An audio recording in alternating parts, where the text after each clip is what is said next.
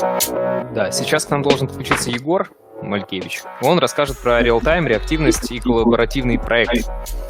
И сейчас мы проверим звук. Привет, привет. Здорово. Да, привет. Я так понимаю, у тебя не будет камеры. У меня будет камера, но она хитрая камера. Вот. Окей. Она вот Ладно. В общем, Егор, я представил тебя аудитории, я желаю тебе хорошего выступления. Друзья, вы можете задавать вопросы в чат, и Егор будет их разбирать по мере своего выступления. Все, а я отключаюсь.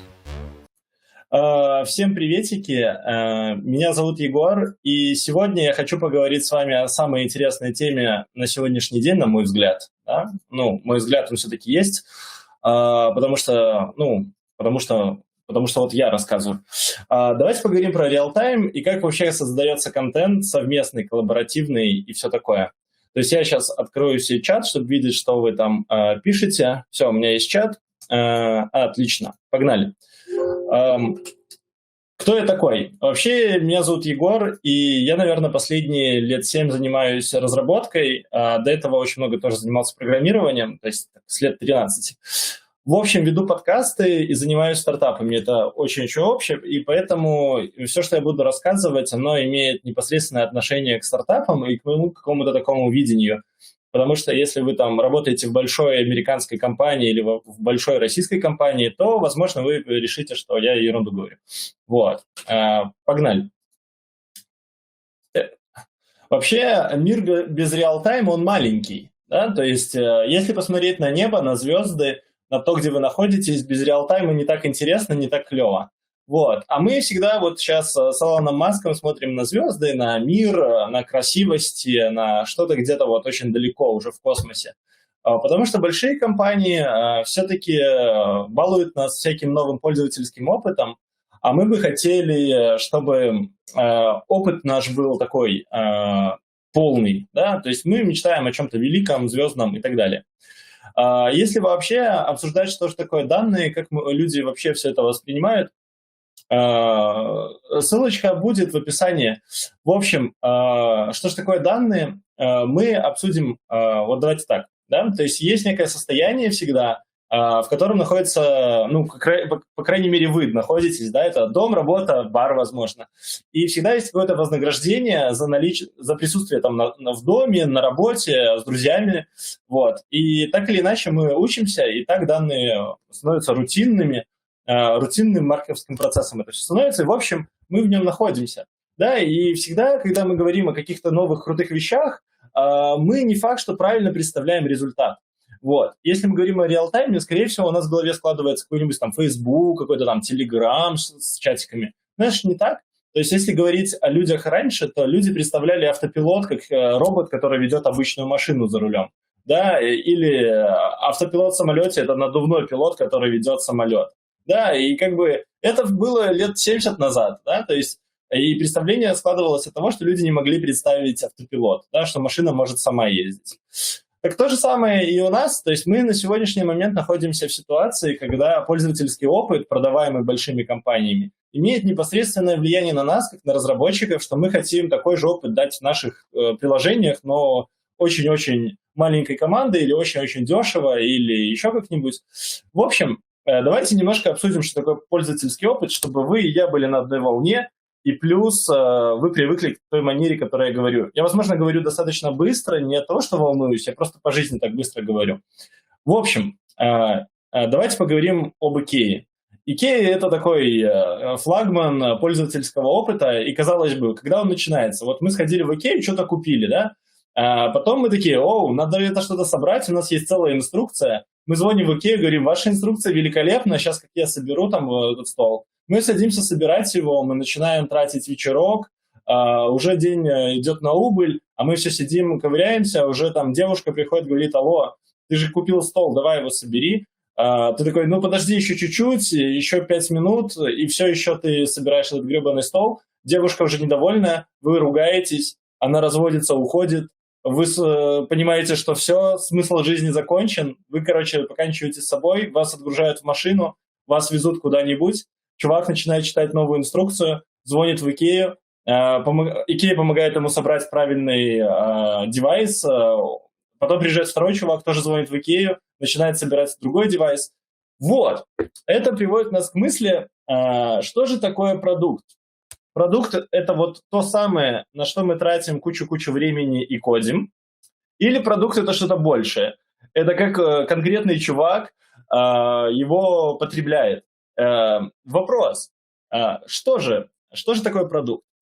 Давайте, у меня тут, короче, технические неполадки, вот, а это вот я, поэтому я буду показывать видосики, которые я специально вот поснимал, и покажу вот примерно реалтаймовский опыт приложения, которого вот мы разрабатывали в свободное время. То есть это такой мой home puppet project, который я вот развлекаюсь. Да? Вот обычная такая CRM, где мы можем нажимать кнопки «Сохранить», мы можем что-то куда-то там перемещать, у нас, видите, там бейджики выскакивают, у нас есть некие виды деятельности, мы флажочками можем их включать-выключать, и вроде бы вот все как у всех, да, просто формочка, чекбоксики, там формочки, таблички, ничего нового, обычное формошлепство.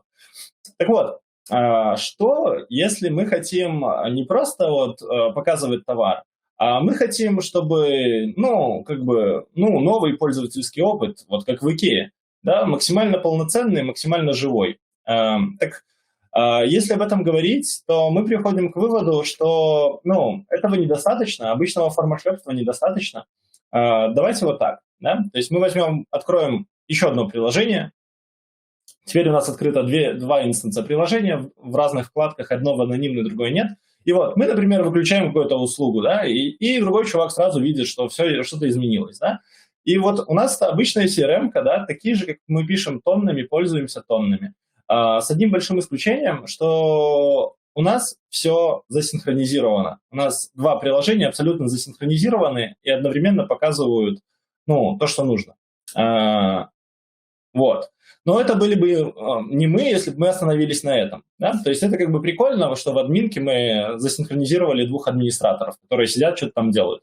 Это максимально тупо, наверное, для продакшенового приложения. Но если мы говорим потом, переносим этот же пользовательский опыт уже в какое-то там условное мобильное приложение. Да? То есть у нас есть просто, вот, смотрите, название. Название может меняться. Да? Вдруг у нас там, не знаю, было заведение X, а в какой-то момент мы решили, мы сделали ребрендинг, и бум, оно сразу сделало ребрендинг везде.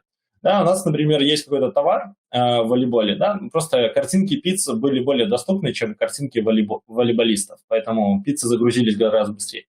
Так вот, мы, опять же, у нас есть пользователь, который пользуется мобилкой, и мы можем его прям в реал-тайме включать-выключать товар, менять какие-то там наименования, цены, что угодно.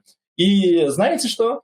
Это реально прикольно. То есть, когда ты показываешь людям, они такие, так и должно быть. То есть, у людей уже сейчас ожидание, что все ваши приложения, они уже как минимум реал-таймовые. Вот. Я думаю, плюс-минус донес идею. Воу. Погнали дальше. Да, то есть, ускоряемся. И вот мы тут остановились, да? Что же такое архитектура, да? В какой-то момент? С чего начать, да? Любое приложение требует какого-то момента, когда вам надо сесть и подумать, а не бросаться писать код. Вот, у нас всегда есть две части, фронтенд и бэкенд. И бэкенд всегда мы на него так, посмотрели, и бог с ним, да? Фронтенд же важно, пользовательский опыт, experience, как с IKEA. Вот, поэтому... Давайте начнем с бэкэнда, самого скучного, что есть вообще в разработке. В общем, есть клиент, есть какой-то сервер, есть какой-то сервер баз данных и сама база данных. Вот. Но в реальных условиях наша немножко архитектура становится немножко сложнее, у нас появляются балансировщики, CDN, облачные хранилища, копирование данных, хранилища, опять какие-то хранилища, много хранилищ, кэширование. Потом еще появляются очереди и дополнительные службы. Так вот, к чему это приходит? У нас есть несколько вообще вариантов, как сделать архитектуру. Можем просто сделать пользовательскую архитектуру, что-то по бизнесу и данные. Вот. Мы можем сделать такое же представление, как в Onion View. Да, когда у нас есть круги, и мы говорим, у нас вот это ядро, вокруг ядра у нас там наш продукт, вокруг продукта у нас еще что-то. Это уже интереснее, это уже можно обсуждать. И у нас еще тесты там могут быть, много тестов, тесты. Вот. И еще у нас могут быть монолитные приложения, которые намного проще писать и поддерживать. Есть приложения, которые не монолитные, которые мы называем микросервисные. Вопрос, что лучше писать, на самом деле он такой вопрос вопросов, потому что монолитным приложением можно решить то же самое, что и микросервисное, и поддержку такую же иметь, и также гибко это все управлять, как и микросервисный, потому что монолит может быть еще монорепом. Вот. Короче, мы можем тут очень много долго упарываться, потом разобраться, что есть еще клиент, вспомнить про него, еще чуть-чуть повспоминать и добраться до того, что мы в какой-то момент решаем, что давайте все-таки делать реал-тайм.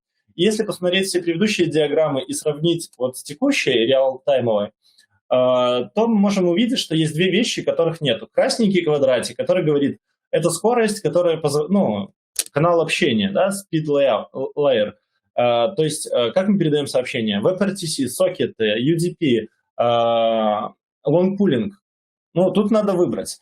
И дальше у нас возникает ситуация, где нам надо как-то мержить. Вот давайте про мерж еще немножко поговорим. Да? То есть, если реал-тайм – это круто, то вот мерж – это вообще не круто. Это ой, как неудобно. Ой, какие-то новые знания.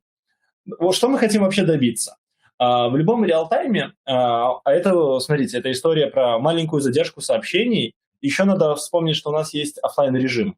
Про офлайн мы держим в голове, а про скорость сообщений мы немножко поговорим. Смотрите, у нас есть какие-то банковские уведомления, чатики, какие-то документы, с которыми мы работаем. Все это требует от того, что если я написал в чатике там условно «приветик», я хочу, чтобы мой приветик прилетел сегодня и вот прямо сейчас, а не завтра, там по полудню, когда там база данных синхронизировалась, понимаете, да? То есть с банком то же самое, если вы на кассе оплатили там за пиццу, вы хотите, чтобы, увидеть чек, что оплата дошла, а не то, что, подождите, перезагрузите страничку, нажмите кнопку Save и все такое. Понимаете, да? Без каких-либо кнопок. Вообще, можно поговорить еще про кап-теорему, что так или иначе у нас возникает ситуация, что мы чем-то должны пожертвовать. Да? То есть мы можем говорить, мы сейчас быстро будем делать приложение, но разработка может стать сложной. Или мы можем говорить, хорошо, мы делаем приложение, которое высокодоступное, никогда не падает, тогда и архитектура будет какая сложная, и никаких ошибок, коллизий при мержах. В общем, это все сложно, а по мержу вообще там есть еще варианты. Давайте вспомним доклад, не мой, но я его так позаимствовал, о том, как сервер и клиент вообще общаются. То есть мы про сервер проговорили, что там есть всякие архитектуры. Давайте же проговорим, как вообще общение строится. Да? То есть представьте, что у нас есть крутой сервер, он заряжен, и у нас есть некое сообщение, которое летает между нашим крутым сервером и нашим офигеть каким классным реакторским приложением на классных технологиях, симулет, все такое. Вот. Но обычно мы это вот так представляем, да, но мы хотим, чтобы наш сервер был крутой и сообщения летали быстро. Да, но обычно вот этот канал общения, мы на него вообще не уделяем достаточно внимания, и обычно это как голубиная почта, да, просто что-то летит кое-как долетает. И вообще, если вы помните ваше погружение в программирование, вам говорили, клиент-сервер общается, всегда все хорошо, все позитивно, сообщение летит от одного клиента к другому клиенту, везде все успех, success и все такое.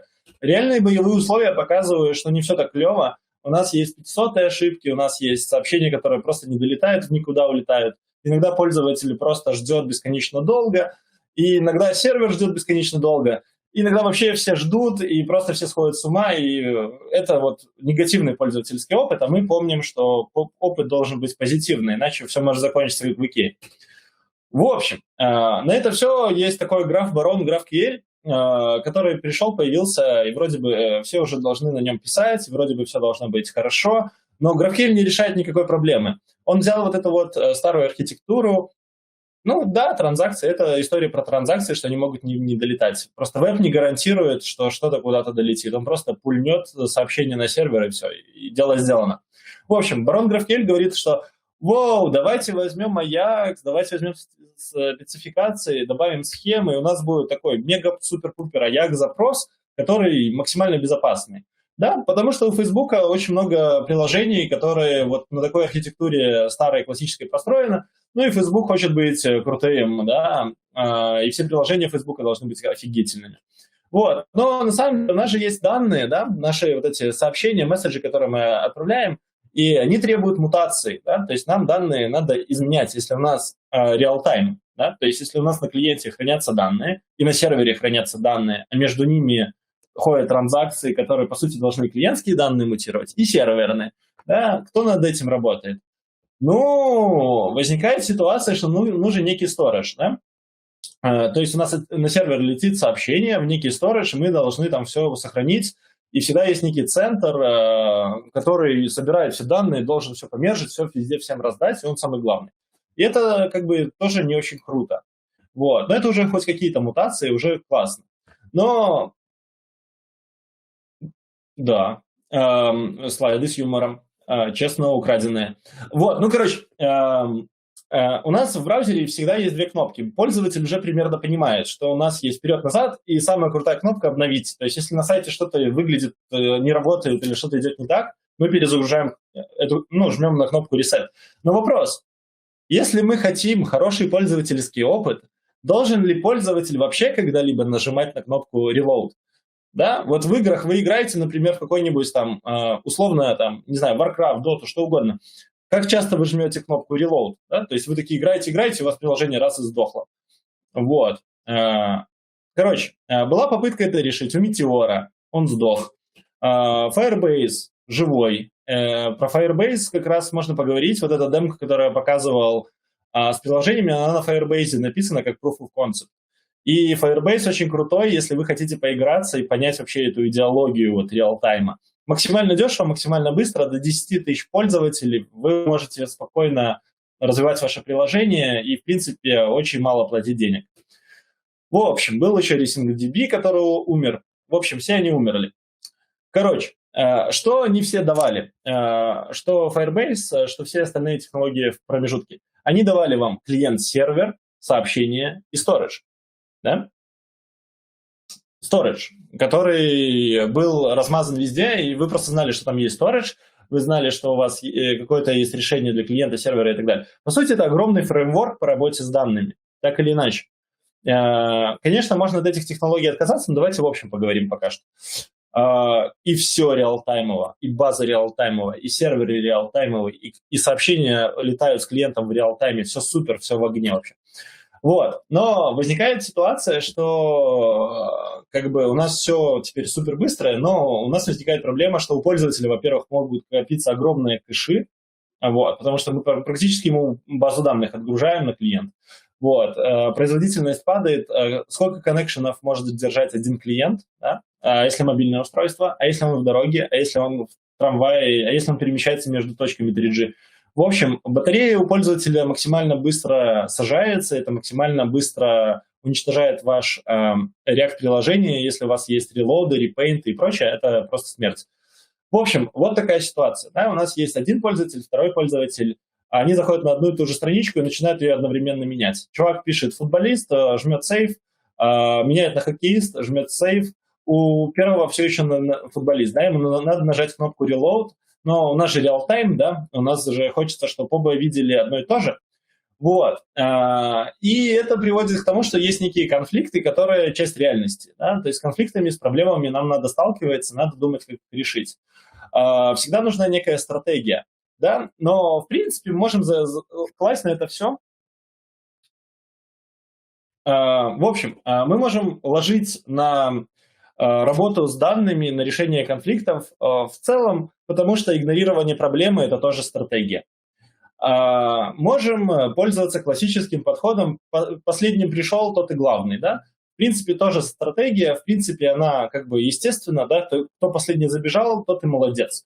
Но если ситуация такая, что у нас есть пользователь А и пользователь Б, и у пользователя Б нажал сейф, но в этот момент у него отвалился интернет, и типа он увидел то, что хотел увидеть, а второй видит другое. Да? Проходят месяцы, недели и года, куча людей параллельно сохраняют, а у пользователя неожиданно появился интернет, и его данные перебили все остальные данные. Да? Короче, реактивность – это хорошо, да? Но тут есть проблема. И проблемы можно решать еще вторым способом. Мы можем хранить некий div, и, грубо говоря, прилетели два пакета данных, и мы решили, ага, что мы хотим? Обновить, удалить, как мы поступим? Потому что данные могут прилетать не просто вот, типа, держи новые данные, а могут прилетать данные со ссылкой эти данные новые в контексте вот этих старых данных, с ссылкой на старые данные. Вот, и тогда мы отправляем сразу в сообщении текущее и следующее изменение. И это позволяет нам на сервере реализовать некую логику по мержу. В общем, тоже такой себе сценарий. И если вдруг у нас прилетели данные, а на сервере уже были другие данные, мы говорим, ой, братишка, извини, и давай еще разок. Да? И может возникнуть такая ситуация, что мы можем решать конфликты и давать юзеру выбор. Типа, ты хочешь удалить свои вот эти данные или вот эти данные. Да? В какой-то момент ему надо решать конфликты, как вы делаете в GitHub, в мерже и все такое. Понимаете? Пользователь не хочет пользоваться гитом, пользователь не хочет мержить, пользователь ничего не хочет. Вот.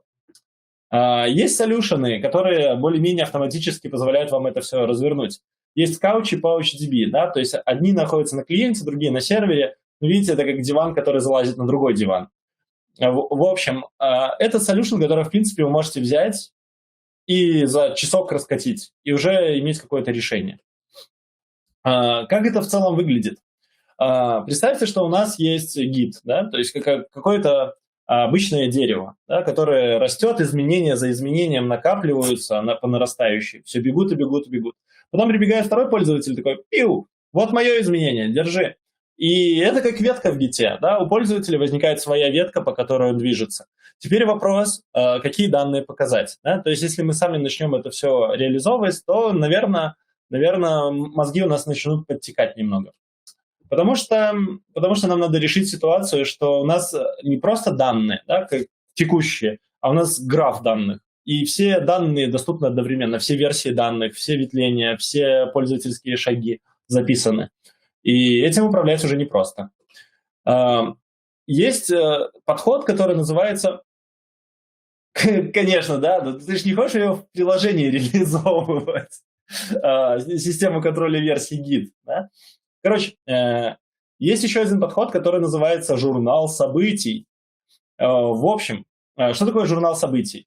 Это event sourcing классический, да, когда мы просто храним не текущий объект или что-то, мы храним графы, последовательность изменения объекта. По сути, то, что мы делаем в редаксе, да, то есть у нас берет и что-то там, вот ты поел, например, покакал, еще что-то, у тебя меняется потихонечку события, да, они накапливаются, копятся, как обычно вы делаете в Redux, там ложите какие-то экшены.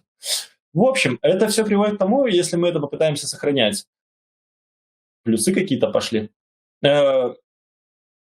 Зачем ребята пишут плюсы? Я не знаю. В общем, если мы будем все события накапливать с помощью event-сорсинга, то наш размер хранилища будет раздуваться, как мыльный пузырь. То есть ребята тестировали и, например, меняли «Войну и мир», да, ботами. То есть два бота писали «Войну и мир» в чатик, да, по словам, да, и у них в event-сорсинге накопилось 20 гигов данных. Да, то есть, по сути, «Война и мир», написанная ботами в чатике с event-сорсингом 20 гигов. Это косяк. Но мы можем делать контекст, например, у нас был A, B, X, Y, и что, если мы взяли и замержили? Да? То есть вот так тоже валидно, вот так. Да? Представьте, что это у нас клиент и сервер, и у нас порядок поменялся, да? Порядок событий нарушился, потому что у нас есть гонка событий. Когда я на клиенте что-то меняю, например, в редаксе, то пока сообщение долетит до другого пользователя, неважно как быстро, да, через Redux, через WebRTC, через сокеты, через лонгпулинг, неважно, да, через любой канал сообщений. Есть задержка. Второй пользователь может успеть уже наговнякать что-нибудь, и порядок может сбиться. В общем, для решения этой проблемы есть целый набор математически доказанных решений, которые называются CRDT. Вот. Есть на нем разработанный а-ля фреймворк, который называется Swarm, и где люди, можно представить их как будто пчелки, которые в улье там что-то делают. Да, каждый пользователь у вас приложение пчелка. По сути, есть Swarm.js, вы можете зайти на GitHub, взять его и, в принципе, уже с большего решить проблему реал-тайма. В общем, вот товарищ, он его написал, он русский, так что пользуйтесь, русские лучше всех. В общем, едем дальше. У нас есть еще ситуация. Если вдруг мы смогли бы сделать следующее. У нас был бы вот наш лог, да, и мы могли бы кусочек из него оторвать, потом оторвать из другого кусочка, потом склеить, потом поменять порядок, то, в принципе, никакой проблемы бы не было. Вот, например, и ребята еще запилили Erlagax, Ситник и Злые марсиане, да, можете использовать. Ну, в общем, любое решение вот этого конфликта, мержа и прочее имеет несколько вариантов, и это твоя проблема, как ты будешь ее решать. Никто за тебя ее не решит, и так или иначе это проблема. В общем, лучше всего это спланировать и предвидеть эту проблему, и попытаться ее порешать разными способами, и найти оптимальные для текущей задачи. В общем, если представить, как развивается интернет, то вот видите, мы через REST, GraphQL, потихонечку движемся в некое будущее, но это не конец доклада, да? В идеале, чтобы мы могли, открывая любую форму, иметь возможность получать изменения и показывать новое состояние. В общем, давайте поговорим еще про одну ситуацию. Что, если у нас есть все-таки Redux, да? И вот эта вот вся фича Redux. Да, давайте и дальше пойдем, углубимся в задачу. Представьте, что у нас уже есть какой-то Redux, мы лог копим.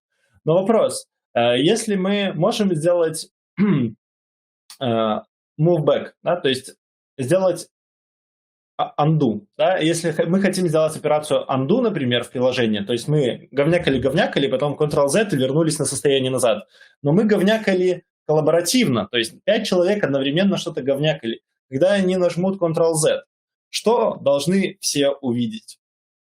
Это очень-очень странно. И, короче, вот этот time-traveling в Redux, он не работает коллаборативно. Это все не то. Мы можем попытаться, единственное, что исключать какие-то экшены. Да? Когда мы что-то делаем undo, то мы не все экшены хотим сделать undo. Почему? Потому что у нас, например, могут быть экшены, которые панельки там открывали, еще что-то там показывали, какие-то такие интерфейсные штуки, не работа с данными. И когда мы сделаем undo, у нас может панелька опять открыться, да, фигня. И поэтому нам надо в редаксе уже делать мапу исключающих экшенов, да. Ну, представьте, что вот мы имеем какое-то событие, мы делаем undo, и мы должны пропустить ряд экшенов и откатиться куда-то там еще по нашему дереву, если мы просто все подряд экшены сохраняли, как мутации. В общем, у нас должны быть write-only action log. Если мы хотим так действовать, что это значит? Не все действия нужно отменять. Иногда нужно отменять несколько действий за один раз. Иногда хочется больше контроля, ну и бог с ним. Да? То есть если у нас такое полотно экшенов, то для undo у нас может работать только зеленое, например. Да? То есть не так много. Или синее. Да? То есть надо делать группировку. В общем, для решения конфликтов, как я говорил, есть CRDT, и давайте, ну и Operation Transformation. Давайте про них немножко поговорим. Это все приводит нас к ситуации стейтингу. Что такое state, что такое вообще state. Вот. Ну, короче, это я вам уже рассказал. То есть суть в том, что если у нас есть состояние, например, вот такое, мы бы добавили единичку, мы теперь убавим единичку, да, а на Ctrl-Z у нас что будет? 13 или 12? Да? То есть если у нас эти действия были, в принципе, взаимоотменяемы, да, то есть, сделаем еще Ctrl-Z, получим обратно 12. И это косяк, да, то есть, вот, грубо говоря, если у нас лайк-дизлайк, куда мы должны вернуться? Какое состояние следует применить, да, это, знаете, как, кто хочет стать миллионером, да? Угадайте, какое состояние должно быть. В общем, можем делать value снапшоты, вот есть Redux, Undo, Redo, но кто в наши дни пользуется Redux? Да? Когда есть GraphQL, Apollo, все дела, вот, будущее уже не за горами, JavaScript улетел в космос. В общем, Redux немножко устарел. Да? Ну и для совместного редактирования он тоже не очень хорошо подходит. Очень хорошо подходят event-логи, которые мы можем опять вписать себя. Event-сорсинг, который раздувает нам все. Короче, это все, в общем, ну, пользуйся Redux, он хороший, но в будущем Redux, скорее всего, будут пользоваться меньше, или никто не будет пользоваться. То есть я рассказываю доклад с таким типа взглядом на будущее. То есть мы сейчас здесь, а бы хотелось бы быть вон там. Что нужно делать? В общем, давайте поговорим про то, как данные на самом деле мержатся. Мержим, да? Как их объединить? В общем, есть ситуация с часами, да? Вы же пишете в базу данных, например, create add, updated add и так далее. Но часы у пользователей на сервере, между серверами,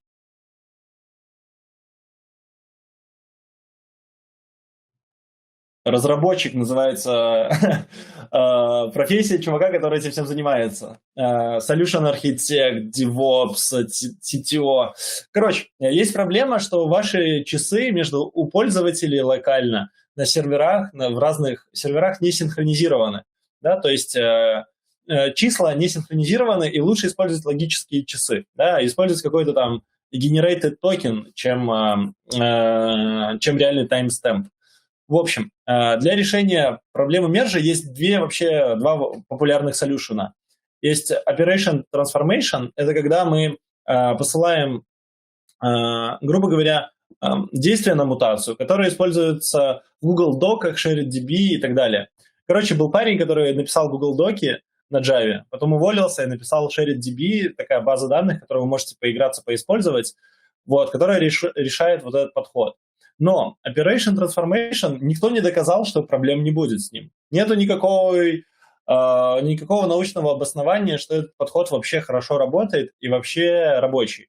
Да, есть просто какие-то научные выкладки, которые так и остались выкладками, ничем не доказаны. И он требует очень жестко, что у вас должен быть централизированный сервер. В общем, давайте поговорим про второй подход. Вот это как раз CRDT, который, в принципе, считается сейчас стандартом для коллаборативной штуки. И если вы будете гуглить CRDT, там JavaScript, CRDT, Documents, CRDT, Chats, вы найдете практически готовое решение. Да? То есть нам не так много надо работать самим, но понимать, в принципе, принципы нужно. В общем, есть куча решений на нем, и он обоснованно научно доказан. То есть были, по сути, математики, ученые, которые сели и написали научные работы, чтобы доказать, что да, при такой работе с данными, когда у нас есть данные, которые технически нам все равно, как они меняются, они все равно остаются целостными. В общем, они это доказали, и мы этим просто можем пользоваться. Вот парень, например, который этот подход вообще толкает, Мартин Клейпман, и он постоянно релизит новые версии. Вот, например, написал штуку, которая называется AutoMerge для conflict-free JSON. Да? То есть, когда вы можете написать JSON, мутировать JSON и, в принципе, не париться, как он там получается, потому что он может автоматически мержиться между двумя пользователями, что, в принципе, очень хорошо для первой proof of concept решения любой задачи. Для работы с документами у него есть аж 3 решения, и на текущий момент ребята из Яндекса советуют 3Doc использовать. В общем, я в это сильно не углублялся, просто взял готовое решение, поигрался, и ОТ не советуют использовать, но я видел некоторые сайты, которые используют его. Например, Notion, который сейчас популярный для блокнота, ведения всего, он использует OT. Для CRDT другой подход, его используют практически все остальные, GitHub Atom, Facebook, даже ваш Visual Code, который делает shared или коллаборативную разработку, они все используют CRDT. Так что используйте их и будьте вместе со всеми мощными чуваками. В общем, как он работает? При работе с данными, вот прикиньте, у нас было 2 человека, которые одновременно что-то писали. И строится граф на каждую буковку, на каждое маленькое изменение строится вот этот вот граф, и он растет. Чем дольше вы работаете с одним и тем же документом, чем дольше вы работаете с одними и теми же типами данных, тем граф это становится монструознее. Это приводит к проблеме, что рано или поздно граф станет настолько большим, представьте, 20 гигов, например, документ, что им будет невозможно пользоваться. Поэтому все мертвые ветки, видите, которые помечены там черепочками, надо рано или поздно чистить и удалять. То есть мы копим этот документ где-то там в кэше, в оперативной памяти, где-то на сервере. И когда пользователи, например, перестают пользоваться нашим приложением, мы заходим, примерно так может выглядеть архитектура, есть какое-то хранение, есть какой-то инстанс редактора, условно в Redis, да, где лежат большие эти графы. И два пользователя пользуются, общаются с документами каким-то таким вот образом по WebSocket, неважно как. И когда они перестают пользоваться, мы просто берем этот документ, удаляем все лишние ноды, и он становится тоненьким опять. В общем, чистим мусор. Это нужно, когда никто не подключен. Запомнили. В общем, еще одна из задач, очень важная, которая требует так или иначе внимания. Все хотят почему-то видеть курсоры друг друга, где кто поставил фокус на экране. Так или иначе, нам для этого уже обычный REST не подходит, так или иначе. Нам также все будут просить с Player History откатываться. Но пока мы не сделали чистку, да, мы, в принципе, можем откатиться в любое изменение текущего документа. Что, в принципе, достаточно почти в 90% случаев, пока пользователи работают с документами. В общем, вот. Это приводит нас к вопросу, а что лучше, WebRTC или сокеты? Как сделать коллаборативность на самом деле? Давайте немножко в это углубимся. То есть, если смотреть на развитие, что у нас вот так вот от RPC мы перебрались CRDT для работы с данными, это как мы такие искали Индию, а нашли Америку. Идея в чем? Что если мы берем GraphQL, которое выглядит как хорошее решение для всего, то в GraphQL нет никакой поддержки. Грубо говоря, если у нас все приложение работает через GraphQL, то в GraphQL нет никакой шины для работы с WebRTC. Да? То есть мы с GraphQL, с WebRTC будем через боль дружить. Скорее всего, костылями и своими какими-то наработками. Что мы по большому счету хотим? Мы хотим просто приложение, в котором не надо будет жать кнопку Save. Да, для этого нам так или иначе с большего веб-сокеты вроде бы как лучше всего подходят. Да, потому что мы отправляем так или иначе экшены, и, скорее всего, в каком-то Redux-like подходе. Да, у нас всегда есть какой-то тип, какой-то message type. Да? А какой message, неважно, да, просто какой-то объект. В общем, это позволяет нам делать работу приложения без необходимости сохранять. Потому что мы можем сохранять в фоне, когда пользователь что-то сделал, но по сокетам что-то куда-то отправили на сервер. Сервер там как-то сохранил, и в ответ он тоже может отправить экшен, потому что если нам нужны крутелочки на момент, мол, типа, я нажал, написал формочки, там, привет, Андрей, да, я заполнил тайтл, выбрал чекбоксик, то мы скатываемся в Pessimistic UI, да, что мы должны точно подтвердить, что данные сохранились, обновились, доказательства нам нужно, подтверждение. В общем, если мы делаем Optimistic UI, мы всегда хотим получать сообщения об успехе. В общем, это еще приводит нас к проблеме офлайна, да, если мы не жмем нигде кнопки «Сохранить». В классическом подходе, не сохранил, сервер показал тебе, иди и все. А тут как бы ты можешь продолжать дальше работать.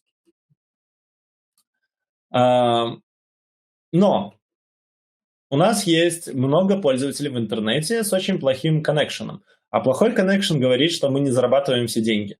И у нас плохой connection может возникать даже из ситуации, когда мы пытаемся работать в P2P. Опять же, к WebRTC относится. Нам так или иначе хочется максимально близко каждому пользователю подпихнуть сервер, чтобы он максимально быстро из него данные забирал. В общем, количество коннекшенов, которые пользователь может выдержать с нашим сервером, ограничено пользовательским железом. Вот представьте, у вас скалечный Android за $100. Вы пользуетесь каким-нибудь реалтаймовым крутым продуктом и открываете много вкладок или что-то еще, и вам на каждую вкладку будет открываться соединение с веб-сокетами. Так вот, скорее всего, ваш телефон просто сядет за секунду. Поэтому у нас есть возможность синхронизировать табы между собой через пост-месседжи. Можем сделать меш, можем уже дальше с этим играться. Если мы изначально делаем продукт, что он будет реалтаймовым, то у нас появляется возможность легко его дальше масштабировать в этом ключе. Да? И мы сразу сможем стартовать с Optimistic UI, и это просто немножко другой подход к разработке, другой подход к мышлению о том, как эту задачу мы решаем. Грубо говоря, это вот как гелиоцентризм и геоцентризм. Да? Гелиоцентризм у нас вот Солнце в центре всего, а геоцентризм, когда у нас Земля в центре всего, и все вращается по какому-то непонятному радиусу. В общем, у нас должны так или иначе быть подписки на изменения моделей, так или иначе в приложении, если мы хотим так действовать. В общем, это все сталкивает нас в ситуацию производительности и пользовательского опыта, а уже вот много продуктов там, и мы как разработчики можем быть в тренде. Так. Но вопрос. Если мы... Да, connection, соединение... Ну, просто на работе все так общаются, ты привыкаешь, что все тебя понимают, и ты продолжаешь так общаться. Грубо говоря, с WebRTC есть большой-большой косяк. То есть, ладно, бог с ним, с GraphQL. Но вопрос, как отлаживать WebRTC? Как отлаживать WebRTC? Все про него слышали, про него много говорят, как классно, реал-тайм, ла-ла-ла. Но вопрос, почему ни один браузер не поддерживает во вкладке Network профайлинг WebRTC? Его до сих пор нету. Дальше у нас есть темная сторона WebRTC. Он не такой хорошенький, как про него говорят. Когда у нас возникает ситуация, что у нас обычно сайт синхронный, все идет пакеты последовательно, WebRTC не могут рандомно прилетать. Нифига не последовательно, и наш порядок вообще в приложении данных может намешаться, и мы не можем гарантировать, что вот все видят одно и то же. Во-вторых, нам надо подумать про обход NAT. NAT – это такая система адресов.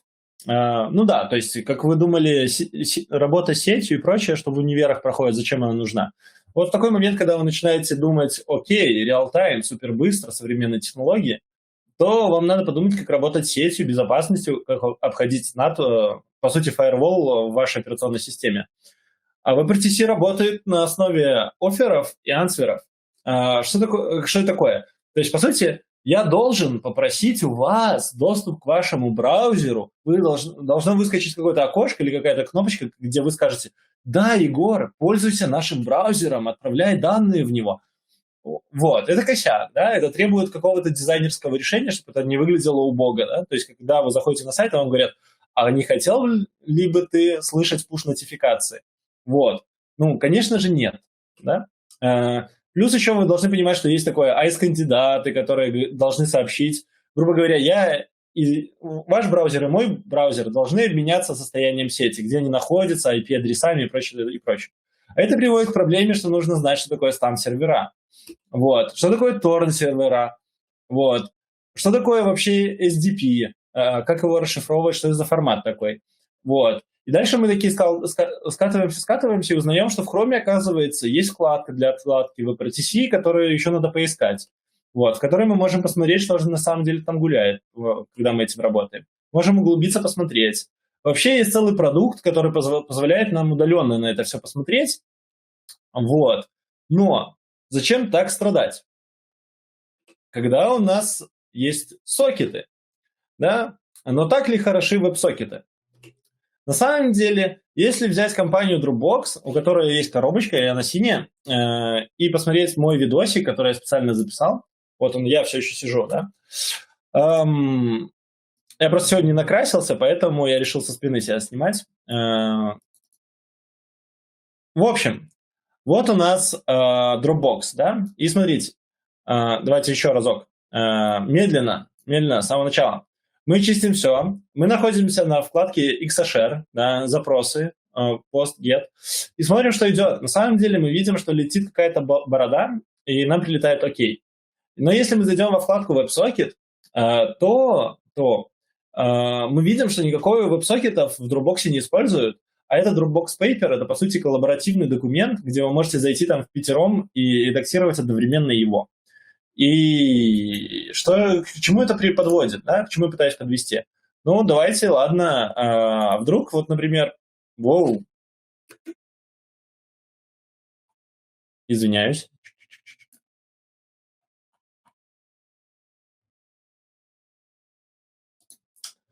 В общем, у нас есть Notion, да? Но Notion тоже такой же редактор текста, как и Paper, да, по сути, конкурент. Давайте посмотрим, как работает Notion. Вот, опять такая же вкладка, такой же примерно текст набран. Вот, у нас опять вкладка WebSocket.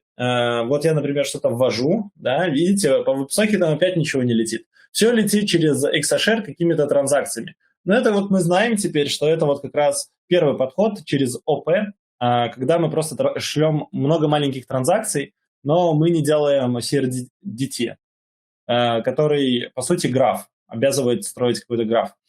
Вот. И смотрите, но по веб-сокетам опять ничего не летит. Ничего не летит по веб-сокетам, понимаете? То есть сокетами компании, где реально много людей одновременно чем-то пользуются, не пользуются. Почему? Потому что представьте ситуацию, например, давайте так, вспомним все. Ну, так, 2 секунды. Но все-таки винда не такая совершенная, как все остальные платформы. Видео просто тут не работает, прям отсюда. Короче, давайте представим ситуацию, что наш пользователь находится в городе, и он перемещается по городу с одной соты в другую соту. Да? По сути, это гексагон. Он перемещается с одного гекса в другой гекс. Так вот, что будет с его телефоном, если нам надо каждый раз восстанавливать соединение через WebRTC, коннектиться к нему, говорить: дружочек, пирожочек, вот твой коннекшн стабильный, сокетовый. Вот. Ну, само собой, при переключении между вышками 3G-шными у нас сокет будет падать, и надо будет поднимать его снова.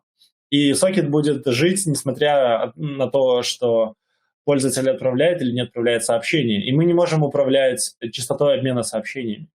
При Slow, 3G, Edge и прочих ситуациях с вашим устройством пользователя батарея пользователя максимально быстро умрет, просто уничтожена будет.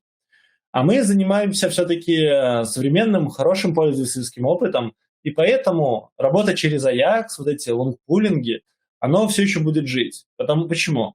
Потому что, по сути, через set-интервал мы можем там проверять обновления и, например, увидеть, что у пользователя батарейка немножко присела, она сейчас умрет, его девайс уже близок к смерти, и мы можем set-интервал сделать подольше, там, например, раз в час, раз в 2 часа, там, очень редко. Но в целом мы не потеряем пользователя. Когда его батарея сдохла, мы его потеряли. В общем. Давайте еще пару слов про фронтенд. С фронтендом тоже не все так просто, когда мы говорим про реал-тайм. Потому что у нас есть React, например, да, у которого есть setState, Redux, вот эта вся тема с состояниями. И вот мы такие берем и на каждый чихпых от разного количества пользователей мутируем виртуальный дом, который рисуется реальным домом. И вот эта вся тема. И прикиньте, что у нас будет 100 пользователей на одной страничке менять какую-то фигню, да, какой-нибудь шарик, например, курсорами пинать. Так вот, у нас столько будет ререндеров, что вы просто будете смотреть, как ваша страница моргает и моргает, моргает и моргает, моргает и моргает. И в итоге React уничтожит просто батарею вашего пользователя еще быстрее, чем все остальное. Поэтому есть хороший способ работы в React с реалтаймом через event-эмиттеры. Вы заводите, по сути, контексты, кастомные хуки, и через эти хуки отправляете сообщения. Те, кто хотят, те слушают эти сообщения, те, кто не хотят, не слушают. Короче, это самый такой мега-мега простой и мега тупой способ, но он очень сильно повышает перформанс при реалтайме, просто в десятки, сотни тысяч раз. Советую. Вот. Никакого такого фреймворка я пока не нашел, который реализовывает все это. В общем, в моем докладе принимали другие доклады участия, вот, которые советую вам посмотреть, вот, который называется «Клиенту не нужно поговорить» от Никиты Прокова. У меня проблема с чтением имен. Редактор текста на CRDT в продакшене Антон Чапоргин. Да, Андрей Ситник поучаствовал немножко. Также к нам пришел некий Тим, рассказал про свой редактор майндмэпов. Ну и немножко поговорили про WebRTC. На этом у меня все. Если есть вопросы, пишите, давайте обсуждать.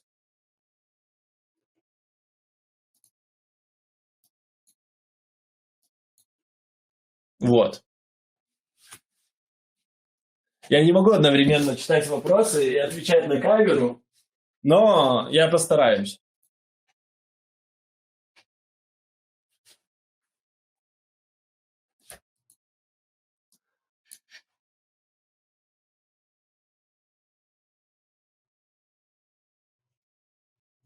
Привет.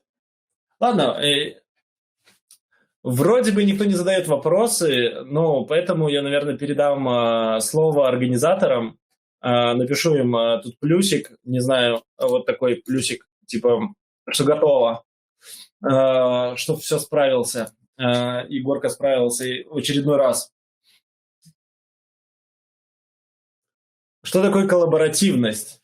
Давайте ответим на вопрос, что такое коллаборативность. Ну, по сути, это ситуация, когда два пользователя заходят на один сайт и одновременно там что-то делают. Ну, обычно всегда есть какой-то документ, с которым они работают, какой-то файлик, JSON, да, и они все одновременно его меняют, например, впятером. И вот вопрос, насколько это сложно реализовать, было рассказано в этом докладе, если ты слушал внимательно. Да, Егор, доклад бомбовый. Я, когда заглянул в чат, где-то на серединке, видел только комментарии в стиле «ни хрена не понятно, но дико интересно».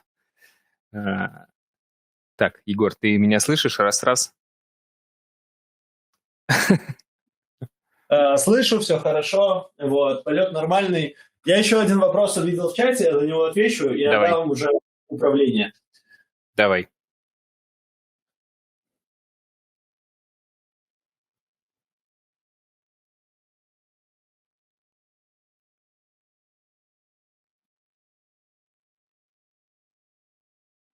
Что-то со звуком стало. Короче, реалтайм идет через бэкэнд. Окей. И вопрос тут в том, а как иначе? Да? То есть ты можешь кинуть сообщение напрямую пользователям друг другу, но подумай вот о чем. Если у тебя тяжелый контент, например, видео, и у тебя 5 участников, то нарисуй просто на бумаге 5 видео чатиков и соедини их стрелочками между собой. Все. И потому что все друг другу отправляют сообщения. Нету централизованной точки. И ты увидишь, насколько большая проблема, да, и почему все будет лагать дико. То есть так или иначе, если мы говорим про реал-тайм, коллаборативность, много участников, то нам всегда нужен централизованный сервер или несколько серверов. Вот. Об этом было в конце немножко доклада сказано, но я не углублялся. И поэтому, так или иначе, реал-тайм — это всегда штука, где есть бэкэнд. Да? И в WebRTC это оптимизация, которая чуть-чуть лучше, чуть-чуть там грамулечку мы выигрываем, и то в только некоторых случаях. То есть есть около десятка случаев, когда использование WebRTC и всех остальных вещей оправдано. Но для наших маленьких кодерских задач это все не нужно. Good. Отличное выступление, да. Все просят немножко отсыпать мозгов, а кто-то энергетиков.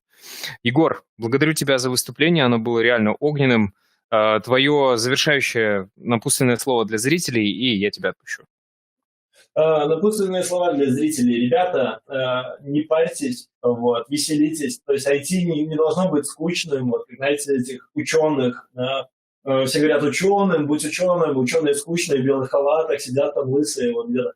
Так вот, будьте веселыми, делайте классные вещи, не бойтесь пробовать, экспериментировать, ошибаться, это классно. Просто позовите друзей и покажите, как вы обосрались. Обосритесь вместе, это здорово. И вот это на самом деле...